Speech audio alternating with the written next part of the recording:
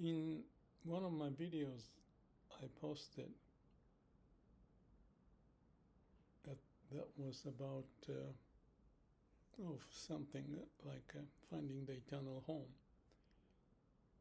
And his name, I think, was Metronoma. I can put his name and the video I posted in description. But this is about nothingness that he picked up. And I'll put that one, the comment, in here because I cannot go back and forth. But some thought about it is that I think I may have said there's a Zen saying which goes like, in nothingness is everything. And it's a paradox. That's typical Zen saying. But the paradox is like a mind and body, or brain and heart, that this is something and the other one have the view that may not quite not connect, but may conflict. So we have this disturbance of not aligning the brain and heart. But in the sense of the Zen of resolving that paradox, it tells you something like, in nothingness is everything, or something like that. And that is like a Zen koan. You have to solve what it means. And this guy, Metronoma, said something wonderful, so I commented back. How do I resolve that paradox? I've already said this is an alignment issue, but what is nothingness? You can say or think of anything you want. Like before we were born, we were not there, so you can call that nothingness. And when we are alive and using mind and all that, we may think we exist and I am here. And when we pass away, that I may be fading away into the dust of the universe, and you may not exist. So nothingness, something, and nothingness. But there's something is nothing, is what Zen Koan is saying. Why so? Because it's only in the mind, and in reality, whatever was happening before and after, let's call it, is a nature's way, and that sustains all the way through. And you may not agree with that, but that's one way to think about nothingness. Or you can think of nothingness as the way of, as the laws of universe. Because the laws of universe, how do you define it and capture it? But there's some laws of universe, and the scientists may figure out, write down the equation and so forth. But the equation is that nothingness, explaining nothingness. Maybe there's a way of explaining the nothingness in equation, but I'm not familiar with that. So nothingness represents that you cannot describe the law of universe, but call it nothingness. So that may be a conventional way that we can kind of digest or try to make sense of it. And I use the word nothingness, called the laws of universe, or the nature's way, quite often. And in Shin Buddhism, nature's way is represented by Amida Buddha. So when this Namu Amida Butsu, I throw myself for the bow of Amida. I give up everything because I cannot resolve this issue of the pain and life that I have. So, why I live, why I die, I cannot resolve it. And I have problems that I cannot resolve.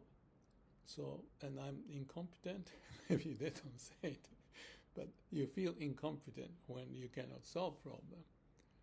And we may all feel that we are cornered and there's no way out. And if you have such experience and that pain so much in your life, you look for the solution somewhere, and it may come to Amida Buddha, or you may come to the Samadhi, or you may go to the God, or you may go to no religion. What's the word for that? Anyway, they're the people who don't believe in the religion, and solve that in their own way. So there are various approaches as human, but in Buddhism case that I often talk about, so I'm more familiar and what they may talk and digest, is that because of them throwing themselves for the ball of the Amida to save them, what happened is their ego and self-identity is gone. And the mind is nothing when you do that. It may not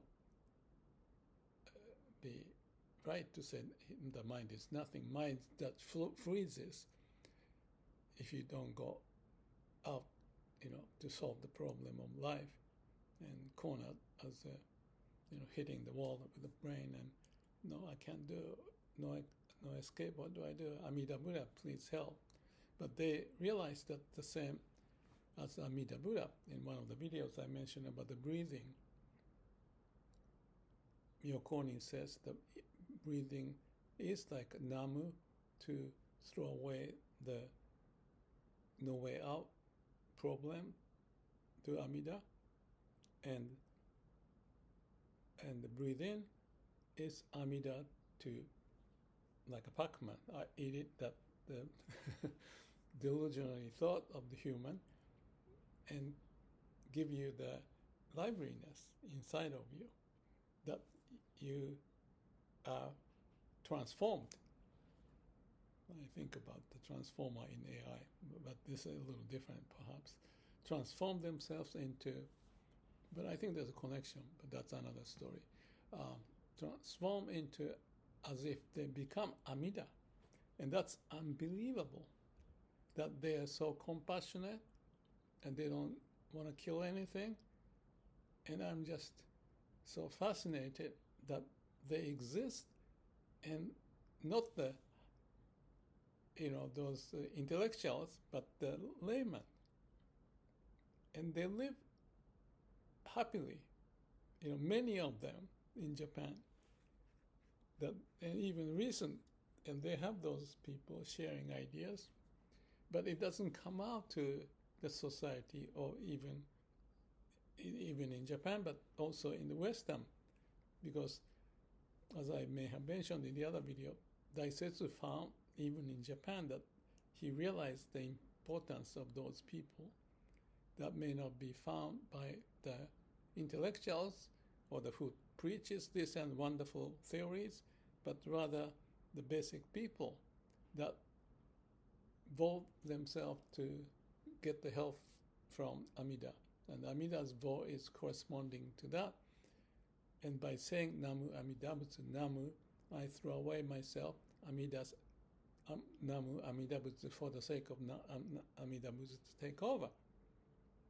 And they have this breathing as an example in their poems and so forth, not just one person, but several of them, as far as I can remember. Maybe I can put those into the reference too, if I can remember. And so there's a way of nature they see everywhere. And what is profound is that they behave as if they are Amida Buddha.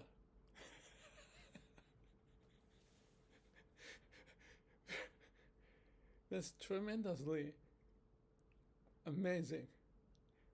And I couldn't figure out why. But, like I said, if they replace to Amida's vow, and Amida is so compassionate, the ego is gone, and Amida comes in, and they just click. It may take time to get to the state, they call it Shinjin Ketsujo, it's like a Satori, to be in that state. But once they get it, they really get it. They still are the human, so there's this delusion, and they may say, Namu Amida Butsu. And they are honest to say, it's not me. So they're not proud to speak out and all that, but for everyone who can listen to walk on the same path, that's the group of people in Shin Buddhism called Doko. Do is same, and Ko is walk or move. So together, let's walk together with the Amida's vow so that we can be saved from the suffering of life. And I said that is very much like, if not identical to Samadhi state. So there are different entries in, the silent prayer and all that. When the mind is calm, it goes to nothingness. You cannot find anything when mind is nothing. So there's not nothingness.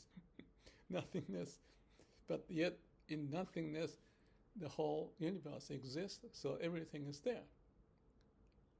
And Japanese ink painting, there are lots of empty space, and there's ink of the trees and people sitting and all that.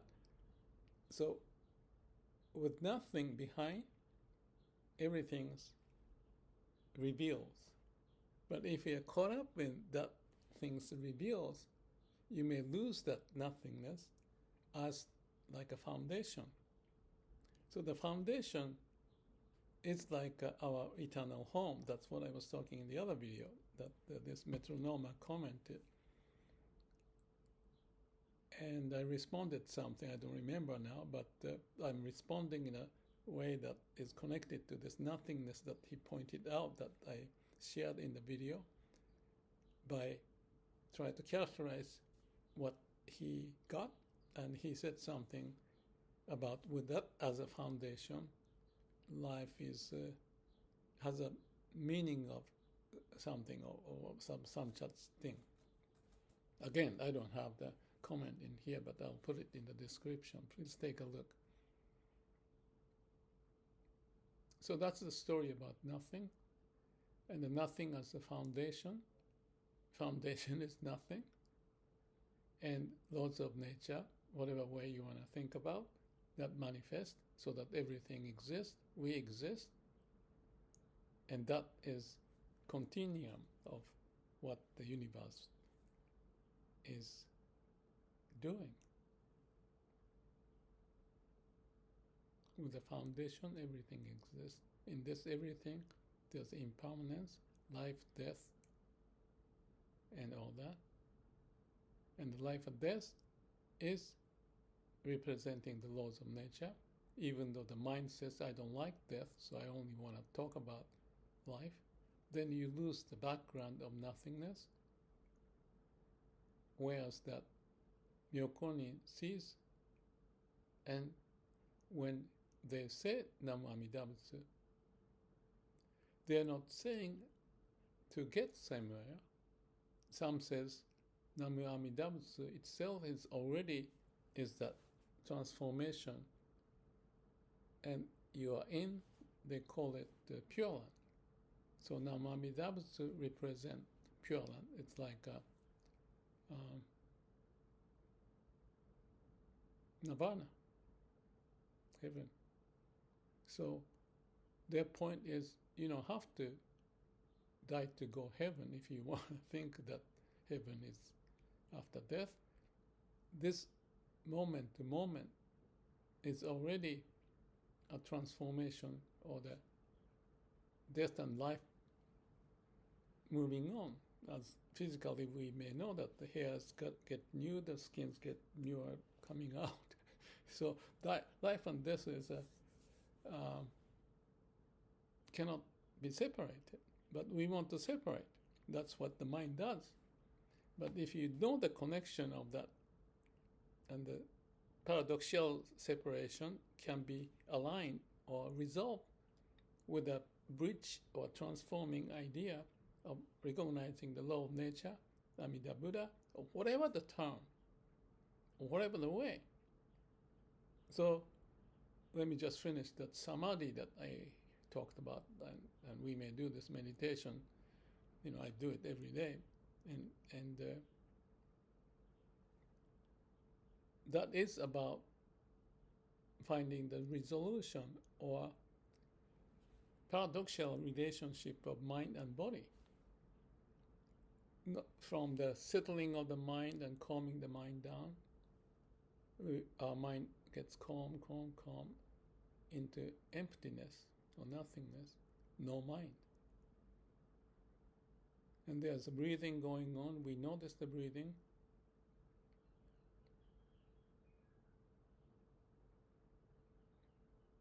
And you see, hear, feel everything as it is. No mind, everything as it is.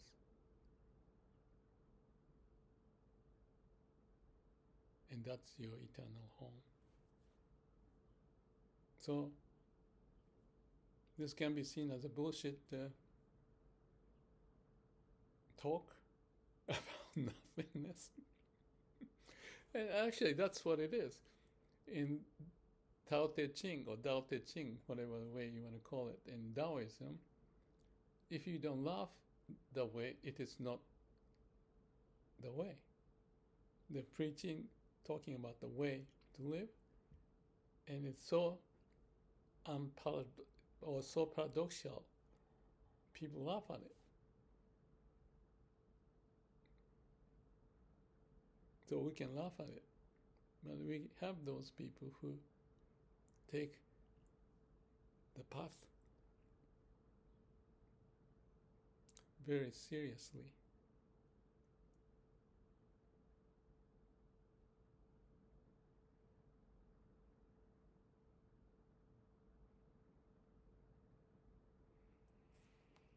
I think it's amazing. Thank you. Let's find our eternal home. You don't have to say Namo Amida Butsu.